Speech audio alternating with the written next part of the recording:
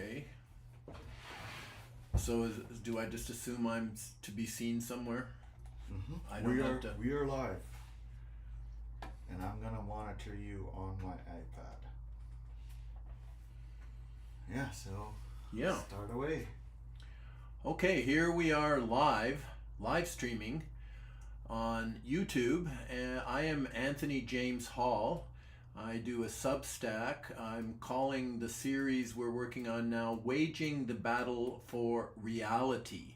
And we're going to focus today on universities. And I have spent my career, my life working in universities in various fields. And we can see by what's going on with Charlie Kirk and all the controversy being aroused by his life and death and how it happened and what happened and such, that universities are very important places. They are places of what we might now think of as InfoWars. Of course, Alex Jones coined that phrase. So here we go. I'm going to call this Many Crises Are Undermining the Mission of Higher Education at Our Universities. And I'm going to be looking at case studies in the assault on free speech and academic freedom, the woke assault on meritocracy and open academic debate in the name of diversity, inclusion, and equity. Long words. We will go into this subject somewhat today, but we can expand on this. And it has to do with an event I witnessed a week ago when Dr. Frances Widdowson, who I know quite well and have collaborated with, she received a major award at the Justice Center for Constitutional Freedoms in a big hotel in Calgary. There were about 400 people there gathered to present on her an award. Frances Widdowson has been silenced. She has tried to be forceful in insisting on her right to free speech, to academic freedom. She has been punished and persecuted for it. Some would say that this punishment and persecution is justified. Others think she is well served by being so feisty in insisting on her right to talk in events. Like, for instance, she was to be a presenter at the University of Lethbridge in February of 2023 to speak on the issue of, woke culture. She was identified as a residential school denier. That was the phrase used about her. And she was prevented from giving a lecture at the University of Lethbridge. This is an image. I first met her that day. This is her at the center of many academic freedom destroyed, the case of the University of Lethbridge. I've been at the University of Lethbridge since 1990 and continue to be a professor emeritus at the University of Lethbridge. So this story is close to me. There is Frances being surrounded by literally hundreds of students, some wanting to see her presentation, others hostile to her presentation, thinking that she is going to give a view of residential schools that is wrong and inflammatory. So she was shut down. She is presently suing the University of Lethbridge in a charter challenge, and her lawyers are this Center for Constitutional Freedoms that were giving this banquet a week ago. And the Center for Constitutional Freedoms, to my way of thinking, is quite a Zionist-oriented organization, and my issues with the University of Lethbridge and in the academy have to do with being punished for my criticisms of Israel and such in 2016. I was for a time suspended without pay, a senior tenured faculty member. I met with Francis after this event happened, and we discussed the possibility of joining our issues. And interestingly, Francis is sort of hostile to a lot of what I devoted my university career to teaching. Indigenization. I came to the University of Lethbridge in 1990 to teach at the Native American Studies Department. At the time, Leroy Littlebear was chair of that department. And I had a very good decade teaching in that department. I then developed another field. I called it Globalization Studies, looking at indigenous peoples and colonial enterprises around the world, and making this a basis of a larger study of globalization. So in any case, both of us had issues with the same administration of Mike Mann, the president of the university, Mike Mann. I later discovered that Francis Widdowson had been essentially fired from Mount Royal University in a contested case, which is still being contested. Here is a CBC report. Ruling finds professors firing from Calgary University disproportionate to conduct. But Francis Widdowson's reinstatement is not viable due to a breakdown in relationship. Arbiter decides. So this is another unresolved issue. In 2008, Frances began her work at the Mount Royal University. Frances, with her husband Albert, they wrote a book called The Aboriginal Industry, which was very critical of the way that professional people, big agencies, big aspects of government and corporations, and especially resource exploiting corporations, has built up this, what she calls, the Aboriginal industry, which does not serve, she would claim, indigenous peoples very well. So this is the basis of, here we have Mike Mann delivering, let's see if I can, delivering, I can't seem to get this running. I'm not going to take the time to, wonder why it can't, which is that? This is the, it's not coming up on,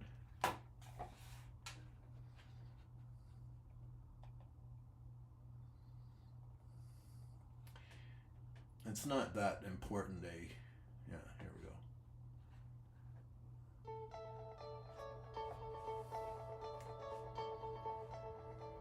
Universities have always been committed on one level to inclusion. We're entities that have believed strongly in supporting all kinds of students and trying to ensure that our students are exposed to as many different kinds of professors as possible. But there's no question that while we've had that commitment historically, we haven't necessarily delivered in terms of ensuring that we have a really good mix from a gender perspective, that we are inclusive of First Nations, Métis, Inuit peoples, that we have representation of people with disabilities on our campuses, both students, faculty, and staff. So I think the principles sort of force us in a very positive way to say to ourselves, we need to do better. We need to actually deliver on this promise of inclusivity and promise of diversity. We have to set metrics for ourselves to say, if we're going to be committed to inclusion, to ensuring diversity on our campuses, then let's measure it.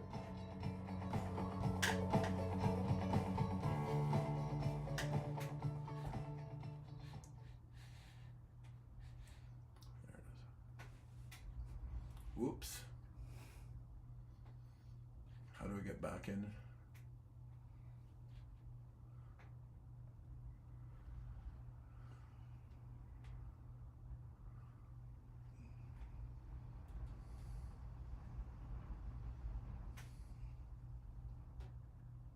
Yeah. Okay. Certain amount of experimentation taking place here. Haven't done this quite before. Now this is an example. Mike Mann here I'm not showing this as a friendly depiction of what he's about. He says he's for diversity, inclusion, and equity. Well, diversity involves diversity of ideas. Yes, there is a skin complexion that is an aspect of diversity, but diversity is a many-faceted concept, and some would say that this DEI or DIE, which involves an equity, that somehow the outcomes of things have to be equal for all groups, that there is criticism of that. And so this embrace of diversity and inclusion, well, Frances Widdowson was not included, she was excluded, and she was excluded on the basis of her interpretation. And so the universities, some have argued, and I find common ground with some people who argue this, have lost their capacity to be embracing of a variety of perspectives, to have civil, open discussion on disagreements as basic as, for instance, what really went on in Indian residential schools, which is a big and complex subject in Canada. Residential schools were dark places. I taught courses on the subject. They were very disruptive of people's lives, and there was a kind of effort to assimilate people, to pull people out of their indigenous culture and assimilate them into the dominant society's culture. But at the time, this was the way the understanding went.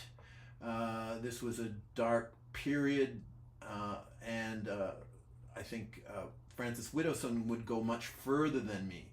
And she was focusing on, for instance, this claim that there are mass graves discovered around Indian residential schools, the initial case being in Kamloops in British Columbia. So she went and investigated and found that there really wasn't evidence of these mass graves. This mass grave subject has been embraced by the Canadian government, by many newspapers, by large parts of the media, but the evidence for it, actually proving it, it doesn't measure up as far as I can see. Now, mass graves, I'm sure murders took place in these residential schools, which were, places of pain and darkness for many students. Some students actually speak well of their years in residential schools, but the concept of mass graves suggests sort of mass murders took place, and that to me is going one step too far.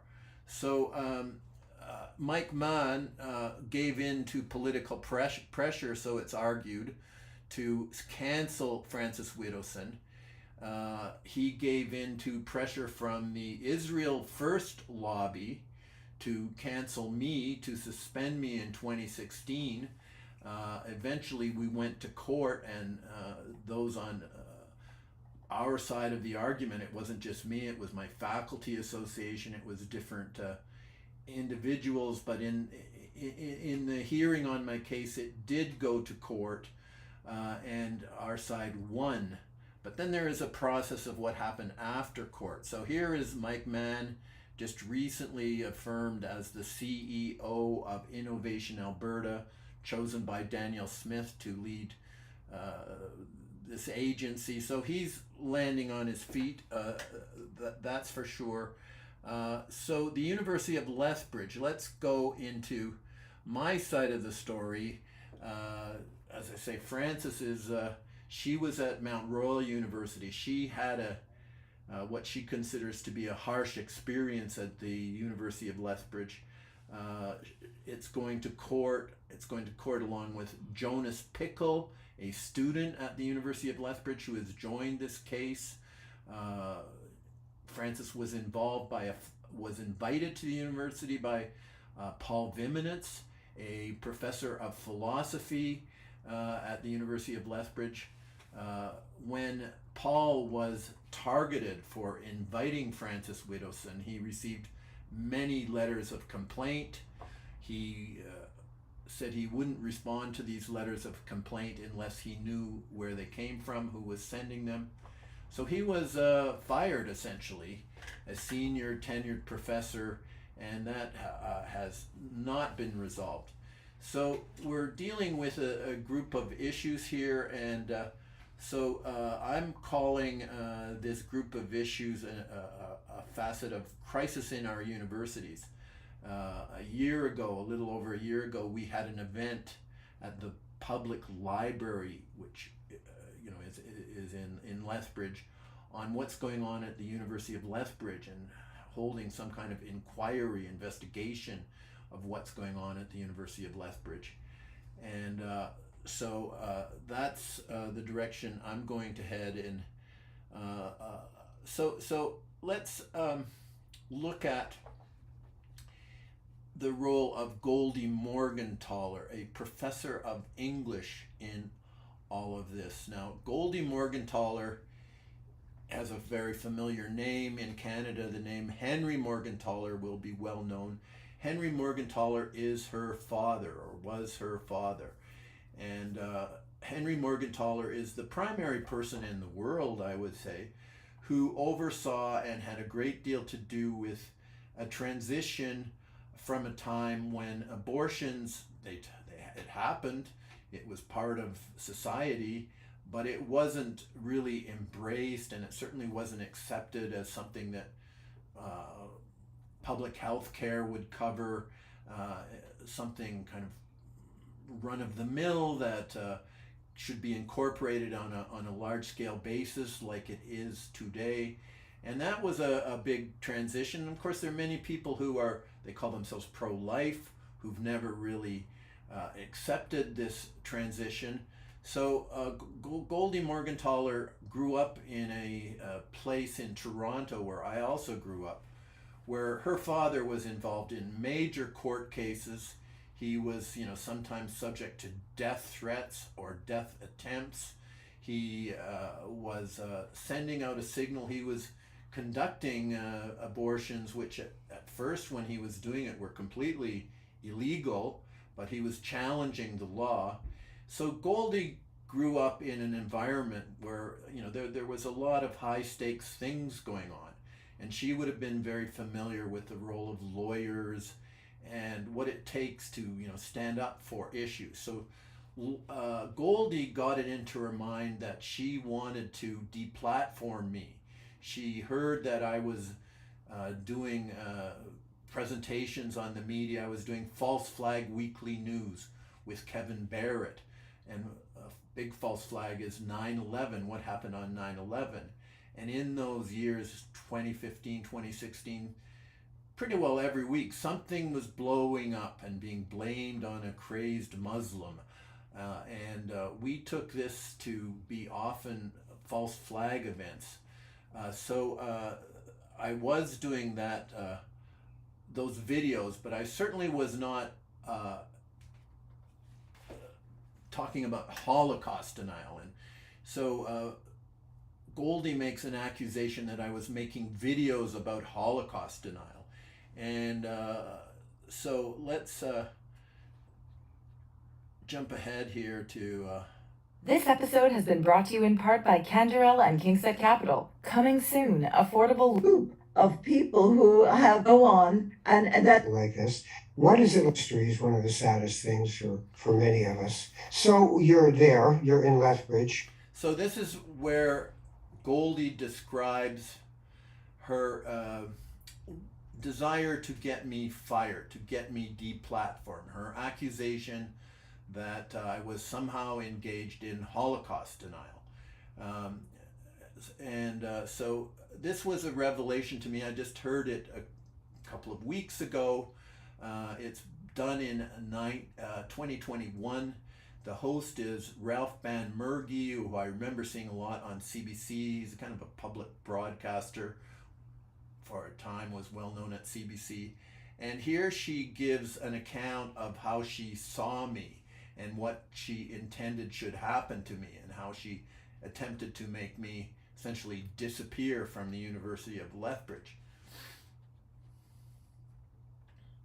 and then you give a talk on something like this. What is it like to be Jewish in Lethbridge? That's a very good question. It is dealing with a lot of I shouldn't say a lot, some occasional ignorance, which I didn't quite realize until we had, how should I put it? We had an incident that I think made the national news. We had a professor who was making videos that denied the Holocaust. And I wrote a letter of complaint to the university. He was a full professor. It was very hard to know what to do with him. And so I wrote a letter of complaint. The university didn't seem to know what to do with it. So they parceled out my complaint to a dean and to someone else. But really, it was the dean who shocked me because he dismissed my complaint, but also I said nothing in my letter about Israel, about Zionism, nothing. My complaint was about denying the Holocaust, and that if we had students at the university, and we have very few, but they do occasionally come, that the students like this, if they knew about this, they would feel very uncomfortable. And I also I participated in get to know the university at one point, and I had people coming up to me, a Jewish family from Seattle, to ask me how bad was it really true that the atmosphere at the university was anti-Semitic. The truth is it's not. And I have to say that my personal experience, I have experienced very little. In fact, aside from this one incident, none. No feelings like that, and sometimes quite the contrary. But this issue with this professor who had written, he was making videos of denying the Holocaust. He was teaching in his classes, first of all, anti-Zionism. He knew nothing about Israel, a state of Israel, and the students were writing letters to the editor. Every time there was some flare-up in the Middle East, that I would read these horrible letters in the student newspaper. So that did happen, but it was really this letter from the dean, who was, I thought, a friend of mine, who was in the same field. I teach 19th century literature. He was teaching in a very similar field. What he said in that letter also upset me, because I expected a more greater understanding of the history of the Jews, and the fact that so his entire response was about Israel. And I had said nothing about Israel, and he just dismissed the complaint. So in the end, I went to the provost, and in the end, they eventually got rid of this person. I have to say, the university, the provost in particular, were very good. So that's good. That's good. That's a good thing. I remember I went to the University of Alberta before they kicked me out. I spent in the mid-70s about a year and a half in the acting program, and I would how do I get back in there? Yeah. Okay. So these are the two individuals she described. Now there's a long and complex story about what happened to me at the university, and at some point, maybe today or maybe we'll go into it next time, there was a planted Facebook operation that was scurrilous and very unethical. But in any case, it hadn't occurred to me till recently that it may have been as simple that the true impetus of all of this, huge organized activity that took place to get me out of the university, that Goldie was behind it, and that Goldie, is a very influential person as the daughter of Henry Morgentaler, and she would know lots of people in Toronto that might have participated in this action. So what she says here, now this is Craig Cooper. Craig Cooper does not teach 19th century history like she indicated. Remember that Goldie said, well, I thought I knew Craig Cooper and we liked him. And what was the problem? I was just going to come in and tell him, you've got to get Tony Hall fired, this tenured senior professor. And he didn't just do it. He didn't just answer immediately. So Craig Cooper, for some reason, he was very assertive. He took this complaint from Goldie and he gave it to a dean, Hosgood, and this dean evaluated Goldie's sort of incoherent and kind of sort of empty complaint, just saying, well, he's a Holocaust denier, not saying where or when something was said to prove this. And we see how careless that she can be, that she says, well, he's in the same field as me. No, he's in ancient history, which is a lot different than 19th century literature. She's very careless with her words. But basically, she says, I ended up having my big disagreement with him. He wouldn't cooperate. And in fact, Craig Cooper, got the result of the investigation of Goldie's complaint, and it said, well, some things he said were not that great, but there's no basis for doing any discipline or taking any action, and there it was left to be. But later in July of 2017, the dean changed it over and said, I'm going to reopen Goldie's complaint and give it over to the person who eventually took it into a major procedure, Michelle Helstein. So he was involved in some pretty scurrilous business as far as I can see. But how come he resigned? How come he left the office of dean? Maybe something happened that has nothing to do with my case, but my case was a big case. It had a lot of implications for academic freedom, for the institution of tenure, for what can you and cannot say in the university. So maybe he did take some kind of actions that I don't know about. But anyway, it's interesting when you consider his subsequent career after my retirement in 2018 with Andy Haken, who was the provost of the university. And you recall that Goldie said, well, I got along great with him, and he did just what I asked him to. He accommodated me just as I wanted. And it turns out that Andy Haken ends up as a president of the university, St. Francis Xavier in Nova Scotia. And I just speculate that, is the different treatment that Andy Haken and Craig Cooper afforded Goldie Morgentaler, could this explain the kind of difference in their career profiles after the Hall case went through? After the matter was decided in court, I was reinstated, but there was a series of very nasty accusations from the Israel First lobby, who said, well, somehow this is a scandal that Hall got reinstated, and so something has to be done about this. Within a few hours, the then premier of Alberta sort of fell on her knees and said, no, Tony Hall should never go in front of a classroom again. He's a conspiracy theorist. He does not represent the ideals of Alberta. And, to me, this was a horrific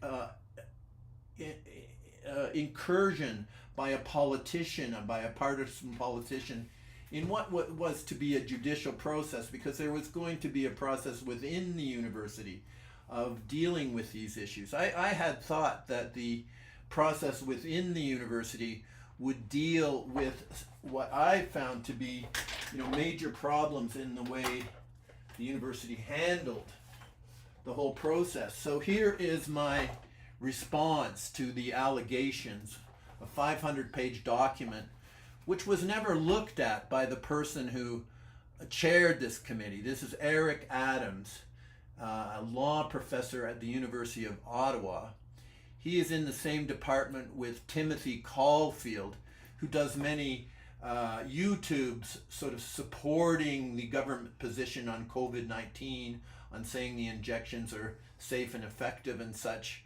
They're both can be seen as kind of, I would say toadies of the liberal establishment in Edmonton. In any case, Eric Adams ran a horrific process, a closed process, a secretive process. I could not attend the different sessions. People were giving testimony against me. I didn't know what that testimony is. I was given 1 day in the process, one of the witnesses I was going to call in, Graham McQueen, who is a scholar on 9/11, what happened on 9/11, which is a big academic subject, which is, it's not decided to this day what exactly happened on 9/11. He refused to participate because he would not go in a closed environment where I was excluded, on the phone where there would be no records, and go along with the kind of requirements that this Eric Adams, the chair of the committee, was asking for. Here's the information about the court case and the ruling on the court case. So Eric Adams ran this process, and I had somebody intervene, Owen Holmes, who was one of the founders of the University of Lethbridge. And Owen Holmes has been a very avid witness to what happened. And it was comforting for me. Of course, he kept making the point, I'm not here to be an advocate of Tony Hall. I'm here to be a critic of the procedures followed, and to try to invest some understanding in what should happen and what is happening, and how the current process is inadequate. So Eric Adams ran this process, and Owen Holmes, who is, we can see, a founder of the university, a very esteemed figure at the university, he wrote many documents explaining the problems with this process. For instance, he calls the process that was initially visited on me, starting with the planted Facebook post scam, which we'll get into presently, maybe not in this next few minutes, but he called this whole process as a zombie process. And then he said the Hellstein complaint, which followed from the Goldie Morgentaler complaint. When that complaint was dismissed, then Michelle Hellstein was brought in to come up with her own version and develop her own critique into a complaint against me. And this Eric Adams was to oversee this process. The Hellstein complaint consisted of the now ancient lobby lawyers' anti-Semitism, Holocaust denial, conspiracy theories, plus Mon's addition of discrimination, plus a new Hellstein wrinkle, lack of scholarly integrity. Suddenly there was this concept of scholarly integrity being pushed into a process. When Hall showed it to me, I asked, where is the evidence? He said, there is none. I couldn't believe it. Hall had prepared a lengthy rebuttal and contacted peer witnesses to testify on his behalf. That's the heavy document that I've shown. And this never came to the fore. This was never considered as any part of the process.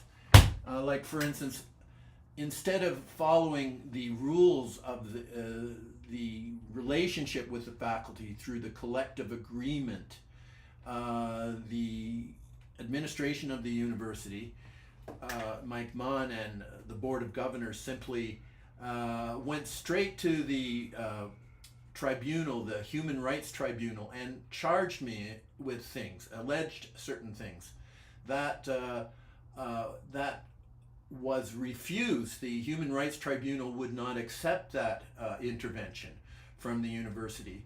That was never reported. That was never explained. There were many grievances that I had and that I thought would be addressed in the process of dealing with the aftermath of this situation.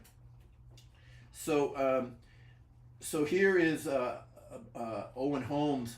When Hall showed it to me, I asked, where is the evidence? This process that was going to look into what had transpired under Eric Adams. He said there is none. I couldn't believe it. Hall prepared a lengthy rebuttal and contacted peer witnesses to testify on his behalf. Hall was notified that Haken, Andy Haken, who Goldie liked so much, had appointed to the investigative committee IC Chair Eric Adams, Professor of Law at Alberta, Kathy Hagedorn, Professor of Nursing at University of Alberta, and Jim Wisloff, which is from the business faculty at the Edmonton campus of University of Lethbridge. Hall was unable to find out how they had been selected. None was from a discipline remotely related to his scholarly research in history and globalization.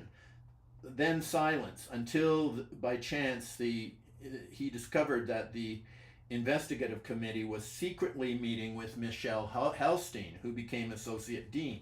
Immediately I screamed bloody murder. This is Owen Holmes to the Canadian Association of University Teachers. It was now perfectly clear that the fix was in.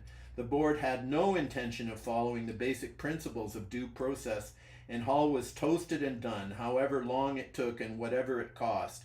The government of Alberta was on side. Even the Legislative Assembly was on side. Owen went into a big study where they debated my case on the floor of the Legislative Assembly, and being politicians, you don't want to offend the Israel First lobby, the Zionist lobby. So politicians were falling over themselves to say worse and worse things about me, which is not according to parliamentary procedure, because I'm not there to defend myself, and they're not supposed to do that. OFA was simply overwhelmed by a powerful, wealthy external lobby in cahoots with the rogue board and corrupt government divorced from the public interest. This is pretty strong language coming from a top administrator at the university. It was obvious that the IC mandate was to prove the Helstein case. Eric Adams acted like a judge who was trying to accept the prosecuting attorney's case. Anyway, so that's how the investigation, the so-called investigation, went at the University of Lethbridge. Here is the document which resulted in my suspension without pay outside the rules of the university, and you'll see there's a prominent in the three accusations. One is to do with this Facebook page, which we'll look at, but the other has to do with discussing the responsibility for the terrorist attacks on the World Trade Center on September 11, 2001. And yes, to this day, I think the evidence is significant that there was a major role of Israel in this event, that it was not properly explained in the media, and that this is a legitimate subject for academic investigation, and I hold to that position to this day. Here's a letter of criticism about Eric Adams, who I'm talking about now for the first time. Now, here is an account that came out on October 6th of what really happened with this planted Facebook post that we'll look at. And here is a article 2 days after the suspension in Winter Watch by a person called Thomas Mueller. And here is a description. This is the planted Facebook post, a post that I did not know about. I did not invite to my site. It was put covertly on my Facebook wall. There was a time when you could let things on your Facebook wall that people would post, and I had that option. Compulsive Jewish hoaxer, terrorist, and drama queen Joshua Ryan Goldberg is back. He's a famous character. He did a lot of damage on the internet, pretending to be different characters that sought the murder of this or that group. And he is supposedly in federal penitentiary right now, having depicted a Muslim fanatic who sought to intervene in a event where the Muhammad was being castigated in a cartoon contest. So Goldberg has quite a history. Goldberg, who already had been arrested for conspiring to commit false flag Islamic terror, may soon be charged with yet another crime, the creation of Kill All Jews image that is currently under investigation by the Canadian police.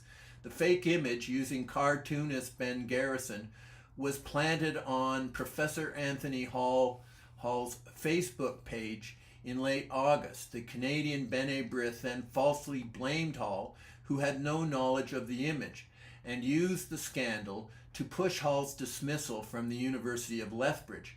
So this is how the outcome sought by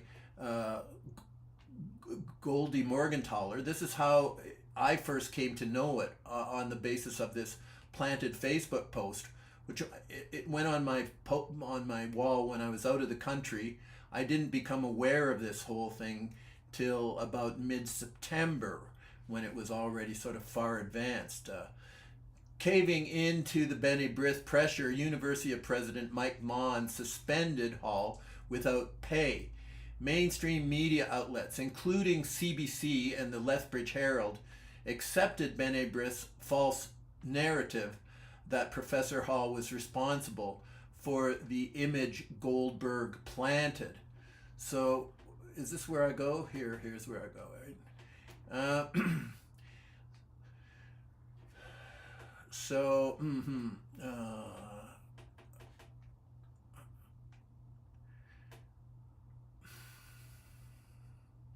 I need to get into.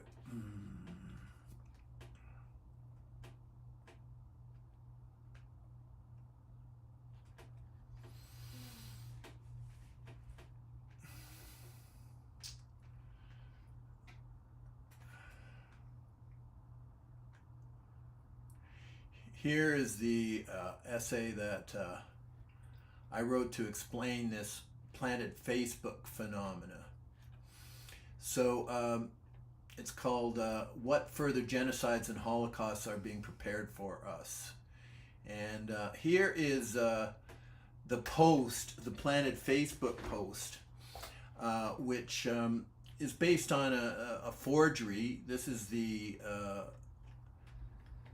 original, this shows that this is the original image that was tampered with to put in Ben Garrison, his image. Ben Garrison is often characterized and caricatured by Joshua Goldberg, and I interviewed him and he told me about it.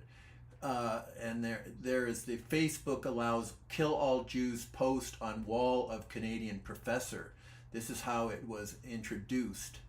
So this is the really disgusting text of this engineered item that was put on my Facebook wall and then circulated around. I subsequently found it was sent to the Premier, it was sent to the Minister of Education, it was sent to many high officials, and before I even was aware of it, it was sent to the police, and I was investigated by the police for saying this, which I did not say, and I'm going to read from it because it's just so shocking. There was never a Holocaust, but there should have been, and rest assured there will be, as soon as you serpentine kikes richly deserve one. As you serpentine kikes richly deserve one. I will not rest until every single filthy parasitic kike is just so shocking, is rounded up and slaughtered like the vermin that they are.